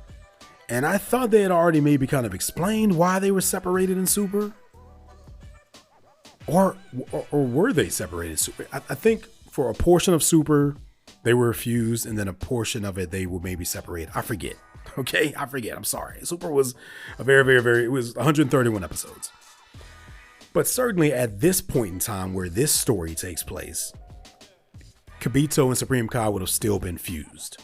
So they had to explain why they aren't. I don't know why they just didn't keep them fused just for the hell of it here. Probably because they found out that the story would be much more interesting if they were separated again. So Goku says, I thought you and Kibito, couldn't separate. After that, those fusion, those earrings. And then Supreme Kai says, hey, we have you and Vegeta to thank for that. Remember when you guys were fused and Boo turned you into a piece of chocolate and ate you and then you separated? That's what we did. Excuse me? You did what now? So you're telling me that you voluntarily let Boo turn you into a fucking piece of candy and eat you just so you could separate again? Where was the guarantee that that was going to happen again? Like maybe you guys would have just died this time. But whatever. So apparently, just Boo's insides, Boo's flatulence and stomach acid has the ability to unfuse two people that are fused. Yeah, so this of course made me think about the second time that Goku and Vegeta formed Vegito, which was in Dragon Ball Super. Now, if you remember, during the Goku Black arc and the fused Zamasu, all that stuff, Goku and Vegeta fused and formed Vegito again. So this immediately made me think of that. And I couldn't remember. I said, well, how did they separate that time? Because, we're talking about them needing to be inside of Majin Buu in order to separate from a fusion, right? A Potara earring fusion. Because they're basically stating this as a thing now. They're making this official, that is a way that you can be separated from the fusion. And I remember, so I was thinking, well, how did they separate in Super? Because Majin Buu wasn't really involved with any of that stuff. So I went back and watched that part of the episode. And the explanation that time around, and I completely forgot that they did this, was that and this is a retcon, guys. I mean, and they're notorious for doing this kind of shit. Is that the Potara earrings, that fusion only lasts 1 hour, unless it involves one of the Supreme Kais. Then it's permanent. Okay, and I remember when I heard that, I was thinking to myself, well, that's really convenient that they just decided to make that. Oh, okay, so it's actually not permanent at all. They can still separate after an hour. So with that logic, obviously I'm just kind of talking shit here, because at the time Dragon Ball Z came out, this wouldn't have been a thing because they hadn't made this decision yet. But if you're going to look back, and this is where having continuity in your story and established rules in your universe comes in handy. So with that logic, Vegito would have eventually split anyway when they fought Buu the first time around. They wouldn't have even needed to be absorbed by Majin Buu. So, but it also, I guess it stands to reason that they wouldn't have known that. But also, how the hell does Supreme Kai not know that? I mean, he should know that, right? That's information that he should have. He should know that, oh, wait, it's not permanent unless the Supreme Kai is involved. Well, he didn't know that because even he thought it was permanent. He knew it was permanent for he and Kibito, but he also thought, well, okay, I'm sorry. I could be misremembering something. I don't remember if he was the one that suggested the fusion or if it was Elder Kai who did it. It must have been Elder Kai because, yeah, if Shin and Kibito had already fused, that means their earrings were already being used. So that means the earrings must have come from Elder Kai, which I'm sorry, I just don't remember a lot because I haven't watched those episodes in a while. But even so, shouldn't an Elder Kai have known? I mean, he's older than all of them. So if anyone should have known that, it was him. Because, I mean, Gowasu was the one that told them about that. But Elder Kai was even older than he was, I think. I'm sorry, I'm kind of nitpicking here. But this is the kind of stuff that, you know, this is why on a story level, the Dragon Ball franchises just don't quite hold up. Story-wise. Hey, action-wise, you can't beat it. Can't beat it. But I just thought that was interesting because they're going back and they tell us, okay, yeah, that's what gave us the idea. You know, we just let Boo turn us into chocolate and ate us, and I guess getting eaten by Boo is not painful or anything. They just seem to. I mean, if they just volunteer and just let them do it, okay, then I guess it's all good. But that's just one of the few sort of expositional things that we get here. You know, I haven't talked much about the humor that comes across in this episode because I'm still kind of absorbing everything. But I would say largely that every attempt at humor here landed pretty well with me. I mean, I didn't really have any problem with any of the humorous stuff. Yeah. So I'm not going to dive too much into that right now because I'm absorbing a lot. We've been introduced to new characters, new places and stuff like that. They even bring up, okay, well, why is Gohan not here? Oh, remember Gohan is studying a lot, right? So that's why he's not here. I don't know if we needed this level of reminding. I mean, I feel like a lot of this is very, very heavy-handed with the exposition. Okay. And honestly, this scene doesn't really serve much of a purpose other than that. It gives us a really quick update as to where everyone is and why they're all together here. It's Trunks' birthday. And then we get Vegeta and Goku spar for no reason. Look, it's not a complaint, but there's really no reason for them to spar here. So I think the only reason that they did it was because they just wanted to give the audience some sort of action this episode. Because I don't know if in Dragon Ball Super Episode 1 there was any action, and that might have been a complaint. So I think they wanted to just give us some action, and so they said, let's just give Goku and Vegeta a fight. So that we can at least see them interact with each other and have some sort of action before they're turned into kids. So I think that that's the entire reason that this scene is even here. Now, with that being said, I'm not mad at it, okay, because it looks awesome. It looks awesome. It looks incredible. You know, they give us a classic Gallic Gun versus Kamehameha here. Wait a minute. Actually, that might have not been a Gallic Gun. Don't quote me on that. I missed his positioning of his hands.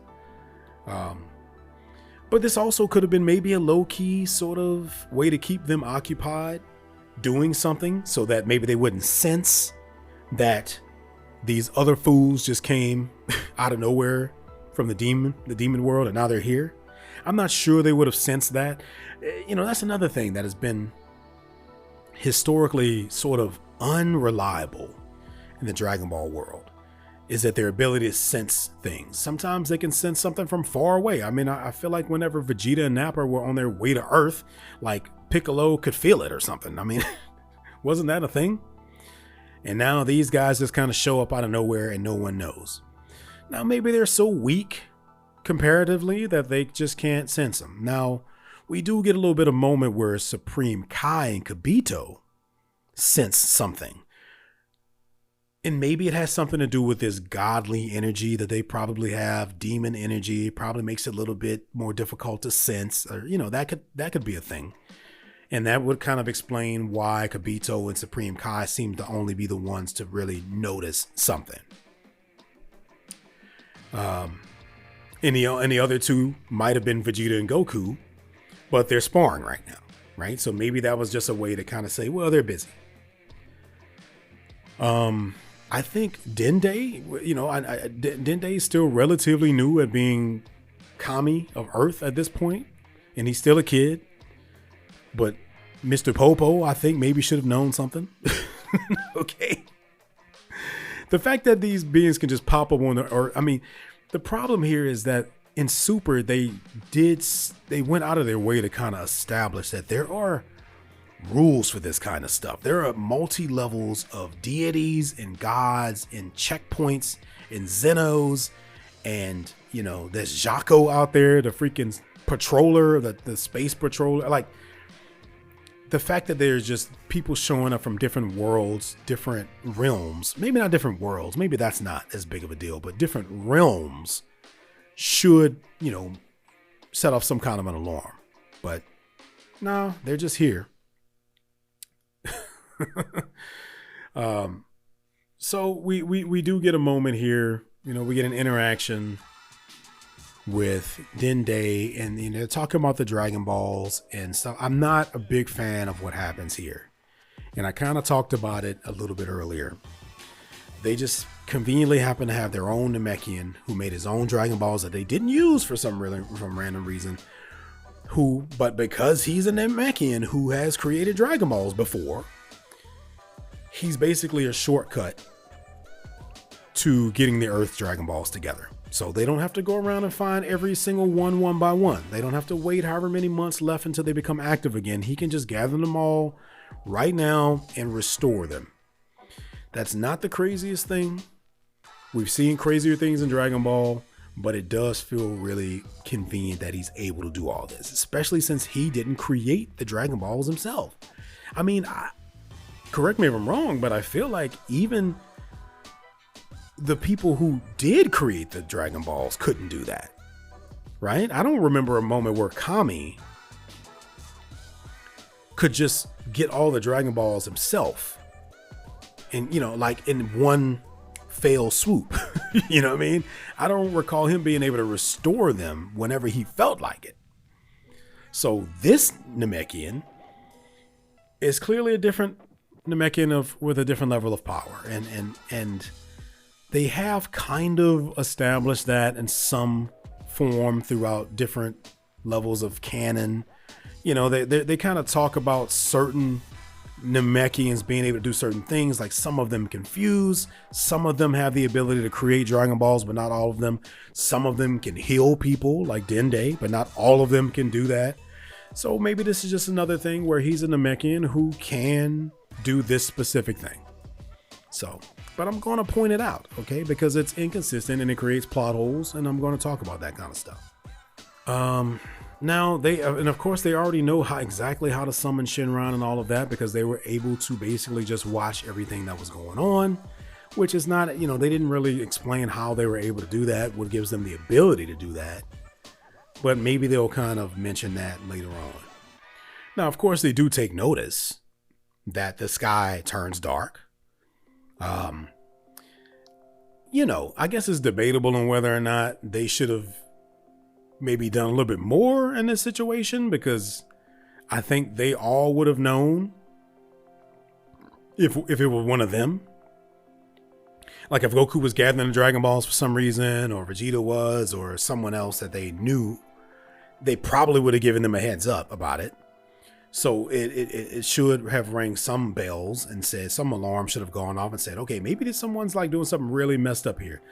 But, I think they do a fairly good job of making this happen quickly enough to where it's not so unbelievable that they didn't have enough time to react to it. Now, of course, they make the stupid wish about making them kids. I'm sorry, I don't buy the logic there. But once again, I don't think I would have liked whatever solution or explanation they would have given for that. I don't think anything they would have done, I think I would have been like, well, that's kind of silly. But I think they probably could have done something better than this. So, just like Shenron, the next question is, it's first of all, it's kind of a really vague wish. It's like, oh, for those who defeated Majin Buu, could you turn them and all of their friends into children? Well, all of their friends can encompass a lot of people. Okay, so how many people are going to be affected by this wish? Every friend that Goku's ever had in his life are going to be? No, of course not. This is going to be conveniently the Z Fighters and etc., because that's just the convenience of the writing of these shows sometimes. And once again, as Shenron himself asked, well, what if they're already kids? We'll turn them into babies. Well, why not just make them all babies, if that's the case? You know, if you really want them to be quote unquote no threat, make them all babies. Why make them first graders? Once again, I'm not trying to be too hard on this. I knew they had to find a way to turn them into kids. No matter what they did, it was probably not going to make a ton of sense. But, you know, these are the kind of things that pop up when you make certain decisions like that. And I got to call them out. Okay. So they do that. And for some reason, we get this really over dramatic scene. I mean, certainly this shot of like Krillin and Bulma is the way it's edited is really like over dramatic. It almost looks painful. Like just being transformed into a kid hurt for some reason. Cause it's really the way they decided to animate this and edit it makes it seem way more over dramatic than it is, I think. Like they're just being turned back into kids. Like, why does it hurt? Why is it so weird looking? And then it looks completely different when it happens to Vegeta and Goku. So, not sure for what they were going for there. But then we get a quick shot, basically, of Goku and Vegeta as kids. And that's where they end the episode. Okay? And then if you happen to fast forward to the end of the credits, post credits, we basically just get a shot of this mysterious character that was hiding out in the Demon Palace earlier. His name's Glorio, clearly, because it pretty much tells you that. And so we can look forward to meeting that character next episode. Now, do I have any sort of predictions or thoughts on what this character is going to be like? I feel like it's a good guy. I mean, I feel like he's going to be kind of the future Trunks of this series, you know, as in this character who comes in from another world and can fill our heroes in on some information that they otherwise would have known about, you know, because they might be questioning a lot of this demon world stuff. They don't know. I mean, we know that they venture into the demon world at some point in this show, so they have to get there somehow. Someone has to bring them there. So I feel like it's going to be him, right? He'll be the guide. He'll take them into the demon world. How he'll convince them to do that yet is something that I'm curious about. I mean, no problem, because I'm going to assume that Dagasu and Goma are going to return to the demon world. So they're probably going to go there to confront them for some reason instead of just, I don't know, gathering the Dragon Balls and undoing the wish. I don't know. I don't know. I mean, well, because I mean, they'd have to wait until the Dragon Balls became active again. In this case, unless they used the Namekian Dragon Ball. I don't know. Okay, it's a lot of crazy shit going on. But that's episode 1, guys. So what do you think about episode 1 of Dragon Ball Daima? What are you saying? Send me an email at rockthedragonpodcast@gmail.com. I feel like this is probably one of the more all over the place sort of reviews that I've done, but that's just because I'm getting back into practice again, because it's been a while since I've done this. So just bear with me.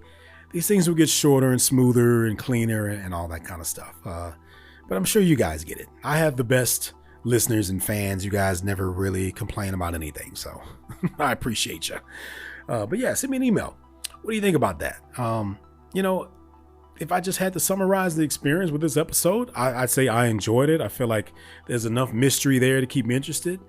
There's been some introductions to some new characters that I'm really, really excited to learn more about.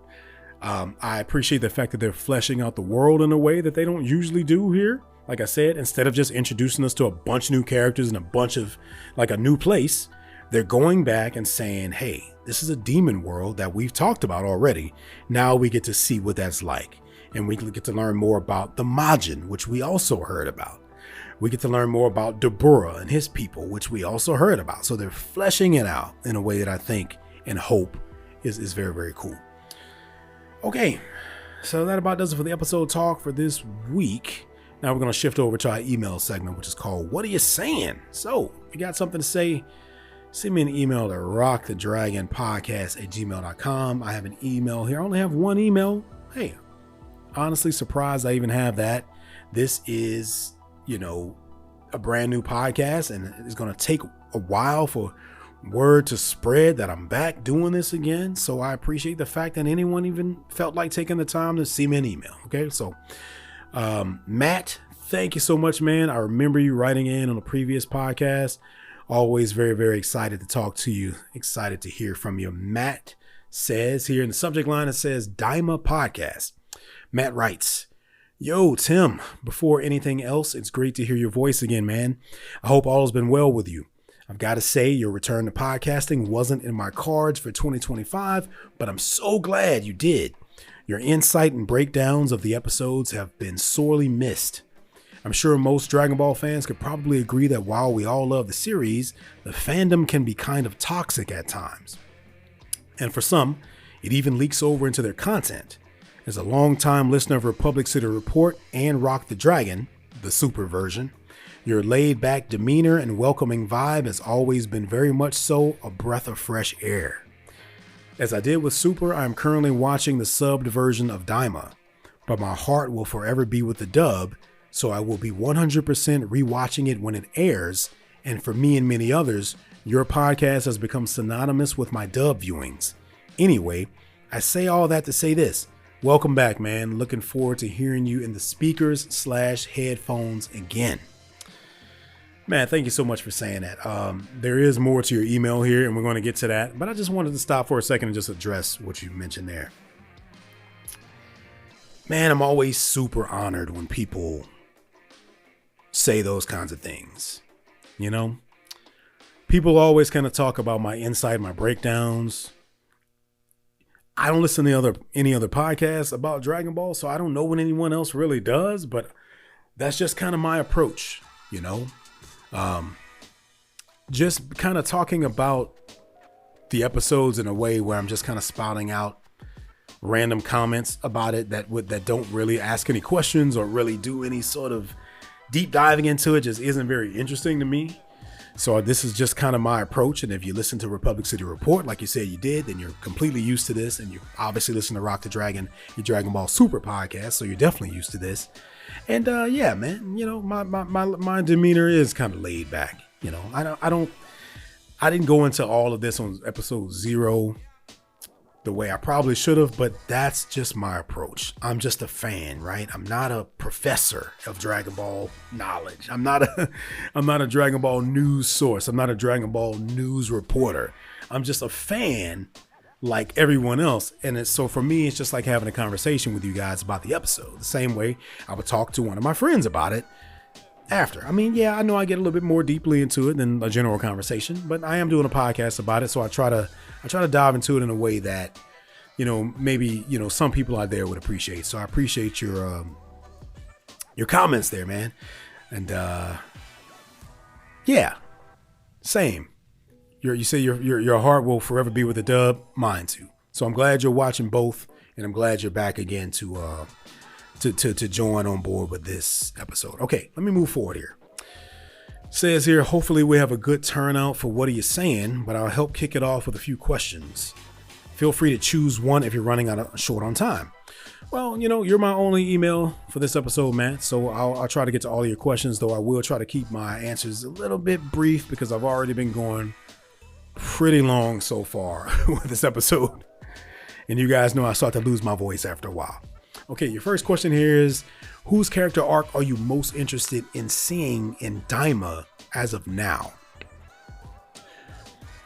Okay, so that's as of now, right? Now that's being that I've only seen episode 1, that means I've only been introduced to a few new characters. That being Goma, Degasu, and Arinsu, which I'll get those pronunciations right at some point, right? Am I forgetting someone? Those are only 3 new characters. Okay, sorry. And we have not had our official introduction to Glorio yet, so I'm not going to count him just yet because we haven't really dove into that. So out of those 3 characters, I mean, I guess it doesn't have to be a new character, but I'm going to assume you mean a new character. I have to say it's probably Degasu. So that would be Supreme Kai's brother, right? I'm interested in seeing that. And I kind of touched upon this in the main episode talk. I'm curious as to how someone who has blood ties to a Supreme Kai, which to me implies that there's a certain level of prestige, royalty, godliness, supreme god energy, because that just seems to be a thing, right? With the destroyer gods, Champa has a brother who's also a destroyer god, right? Or I meant to say Beerus, but yeah, still made sense. Whis had a sister named Vados, and also their father too, right? I forgot to mention their father. They're all angels. They're all involved in this world somehow, in this universal sort of thing. So while this character Dagasu is clearly also involved in it, why did he end up on the opposite side of it? Why is he in the demon world? Why is he on the quote unquote evil side of things, right? So obviously there's a story there, and obviously there's a reason as to why he doesn't seem to be fond of his brother. So I'm more intrigued by that, to see how he ended up in that position. Because from everything that we've learned to kind of understand about Shin, Supreme Kai, that, he was enemies with Babidi and enemies with Boo and enemies with Bibidi and and Dabura as well. And all of those people seem to be colleagues of his brother, more or less. Okay. So how did we get to that point? So that's what I'm looking forward to. I don't know if you call that a character arc, but I am definitely looking forward to learning more about that character. Okay, question number 2. With the unfortunate passing of Akira Toriyama, where do you see the direction of Dragon Ball heading as a whole? Business antics aside, do you think it will in some capacity be able to maintain that same level of heart and soul that Toriyama brought to it for so long? I had to do some thinking about this one, because I do feel like I know you definitely said business antics aside, but that was the first thing that came to mind. Business wise, things are going to keep moving. Him not being around isn't going to change anything. What money is money, and things are going to keep on moving the same way things have kept moving after Stan Lee passing away.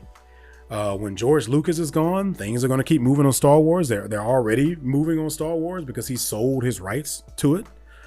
I don't know exactly how much ownership Akira Toriyama had of Dragon Ball at this point in his life. I feel like probably not much. I feel like Toei owned most of that. And of course, he was just kept involved as the creator, sort of lead character designer. Of course, he did contribute to a lot of story elements, including Daima, things such as recent as that. But I will say this, I don't think we'll ever know exactly how much involvement Toriyama actually had in those in everything after Dragon Ball Z. I mean, we know he didn't have much involvement in GT, and that's part of the reason why it went so crazy. We were told that he had a lot of involvement in Super, and I believe Dragon Ball Super Hero was even marketed as being a Toriyama story, and maybe Dragon Ball Super Broly was as well. So it stands to reason that he was involved to some extent, certainly with a lot of character designs and things like that. But do we really know the full scope of it? Not really. So because of that, it's hard to say how much things will change or not change with him not being here anymore, because we don't exactly know how much involvement he had, and the way you phrased it about this having the same level of heart and soul.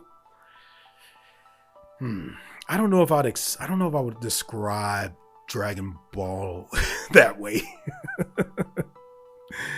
I'm not saying Dragon Ball. Okay, not Dragon Ball. Let's talk about Z and Super, because that's where most of this stuff is coming from, right? And I didn't watch Dragon Ball completely, so I can't even really comment on it. I'm not sure that I would describe Dragon Ball Z as having a lot of heart and soul in it. I think there may be some characters with heart. Future Trunks, for instance, Goku is Goku. I don't know if I would say heart. When I think of heart and soul, I think of something like Avatar: The Last Airbender.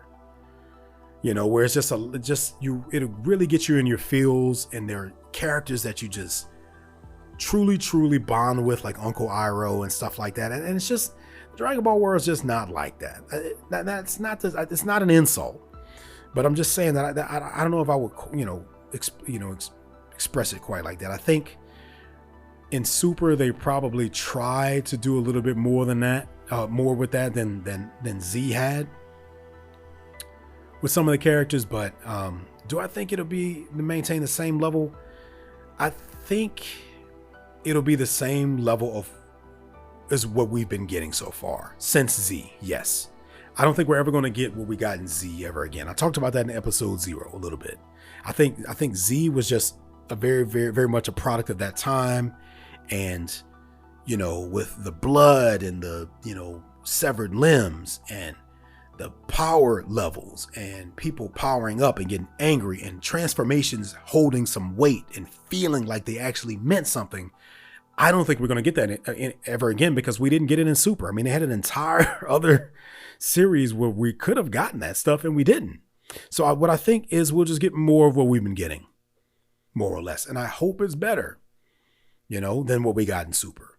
And maybe they'll be able to kind of tap into some of that heart and soul a little bit more with Daima, with them being kids again.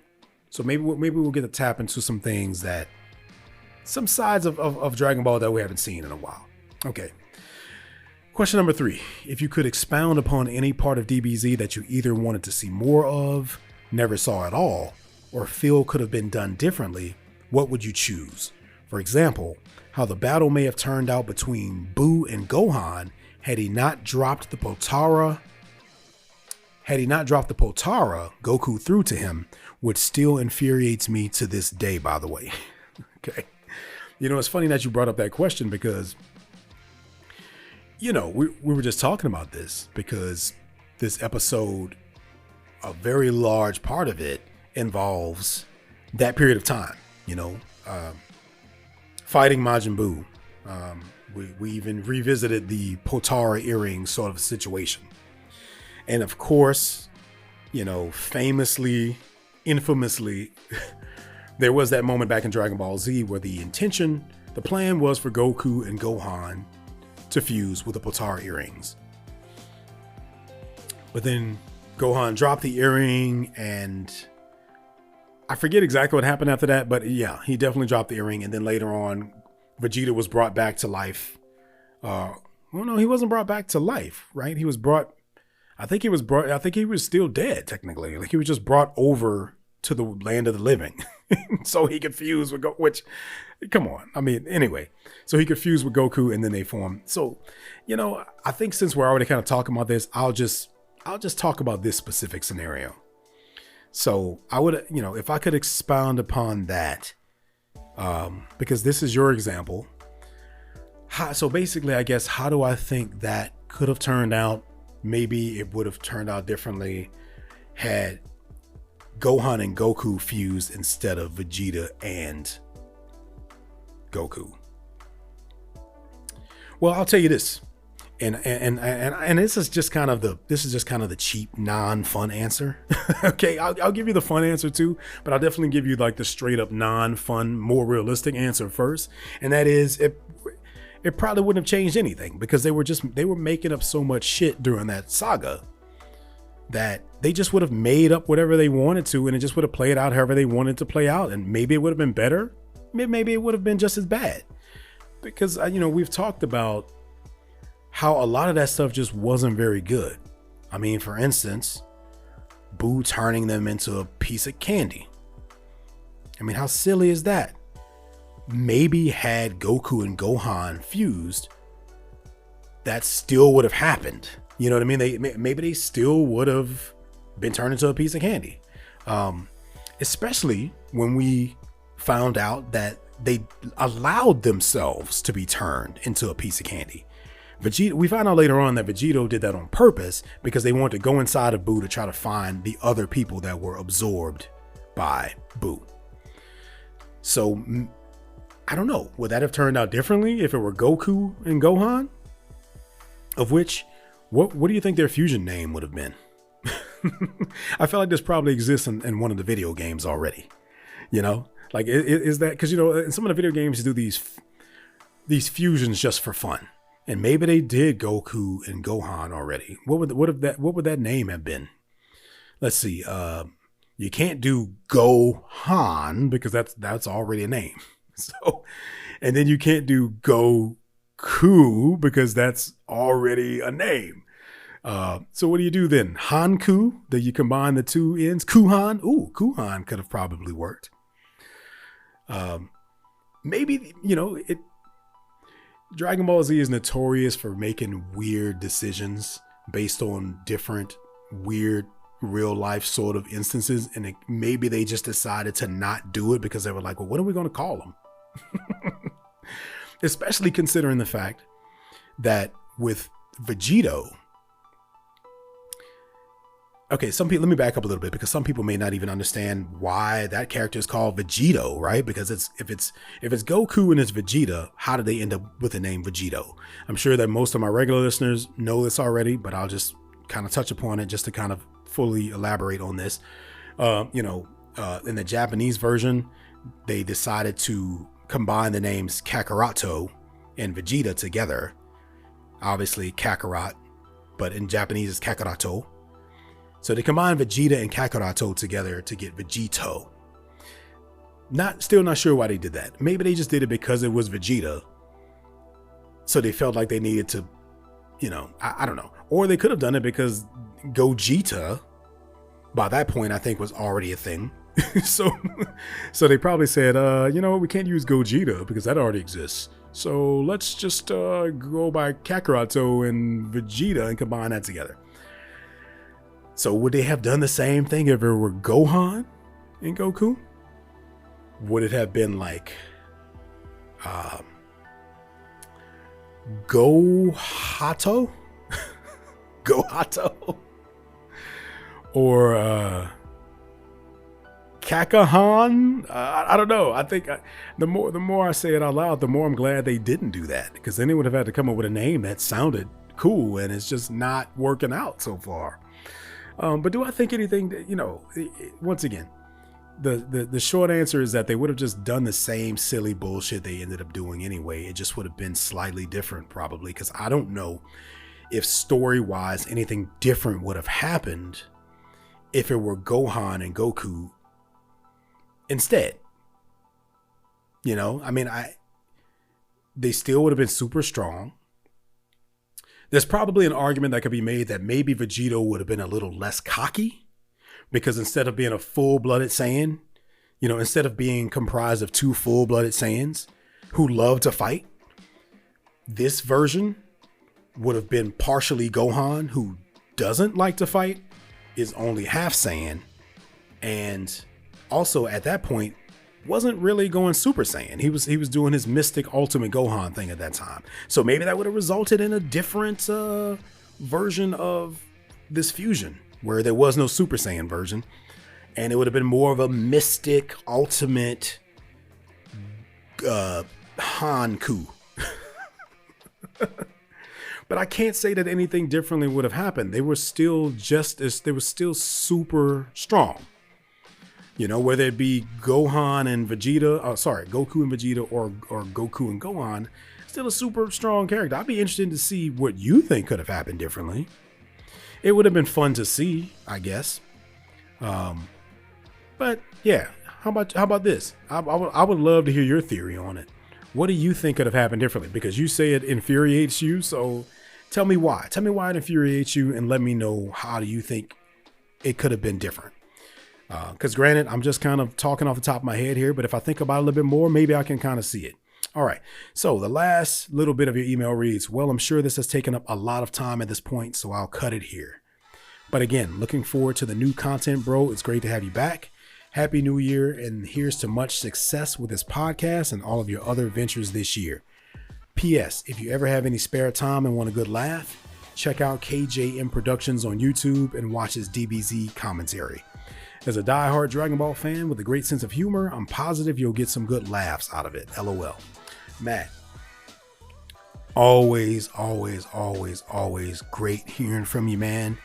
I appreciate the well wishes. I hope you have a great new year as well. It'd be nice to have some different level of success with this podcast. We'll see what happens. And yes, I did go on a little bit longer than I planned, but this is episode 1, so there's going to be a lot of stuff to kind of talk about and get out of the way. I tell you what, I will check out that YouTube channel. I'm a little bit wary of doing that kind of thing because I don't never know if someone's going to go into spoiler territory or not. So, but I will check it out. And especially if you listen to them and you listen to me, then obviously you have good taste, man. So so thank you very much for that. Okay, well, I'm going to go ahead and wrap this up, guys. If you have anything to say about any of that, please send me an email at rockthedragonpodcast@gmail.com. Please check the Spotify comments for the episode. Maybe there'll be a poll there of some sort. I haven't thought about it yet. If you could also just leave a comment on your random thoughts about it. However, if you want me to really talk about something, send me an email. Go ahead and leave me a rating on Spotify if you happen to enjoy this thing. Man, I'll tell you this, if you happen to still be listening, if you listen to this entire episode, man, then I'm gonna have to come up with a name for you guys. You know, you're maybe my Dragon Rockers or something. I don't know, because you guys are die hard and I appreciate you so much. Keep coming back, keep listening. Leave me a review over on Apple Podcasts too if you get a chance. With that being said, for this episode 1 of Rock the Dragon, a Dragon Ball Daima podcast, my name is Tim Bridgewater. I'm going to go ahead and sign off. I will see you guys next week for episode 2. So until then, I'll see you guys then. Keep on rocking the dragon.